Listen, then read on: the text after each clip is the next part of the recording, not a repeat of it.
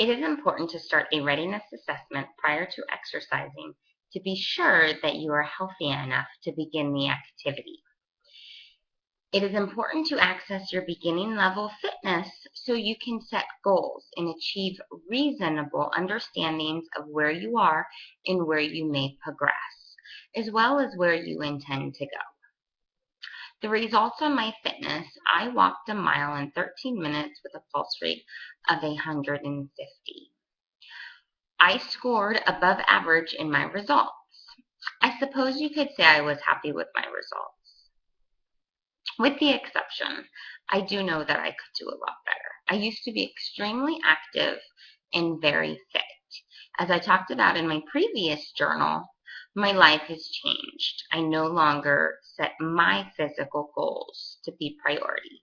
My children, my husband, my household. I wouldn't say I'm unhappy with my results by any means.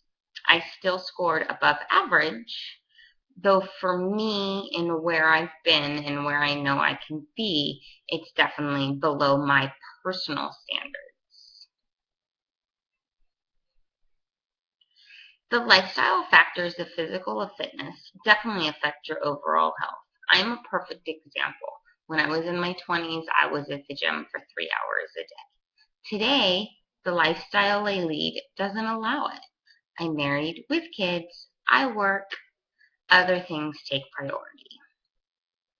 My overall fitness, I wouldn't necessarily, I'm taking back my words, agree that it affects my lifestyle. It just changes the way I get my fitness exercise, my strength training, my cardio training.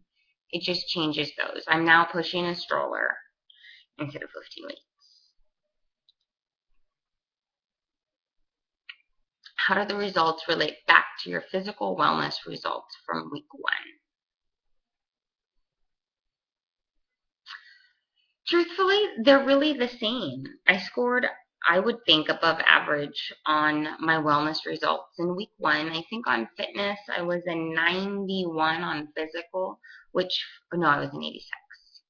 For me, that's definitely below my personal standards, but in the scheme of things, it's above the average. I don't like to think of myself as average or above average. It's more my personal standards, because my standards are probably higher than most. Which of the dimensions of wellness does physical wellness affect, and how?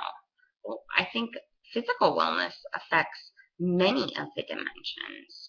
Socially, it affects it because if you're not physically well, how do you go on and be social? If you're ill, you can't leave the house. I think for the relationships, the family, the better you feel, the more likely you're to engage in healthy activities with other people, as well as recycling in the environmental and just physical, just the straight up physical aspect of your physical wellness. If you're not well, it changes your standards of exercise. The one thing that's important to remember is everybody has their own tolerance. Whether you're me at 30 years old with 2 kids in a very extensive strength training, endurance background, or you're a 91-year-old man with MS, you still have the ability to exercise and to work on your overall wellness, but your tolerance level and your goals are definitely going to change. It doesn't make one any better than any other or one any more well than the other. As I stated before, and we're discussing in this book, wellness is the art of, it is the goals to achieve. We're not just well or not well. It's a lifelong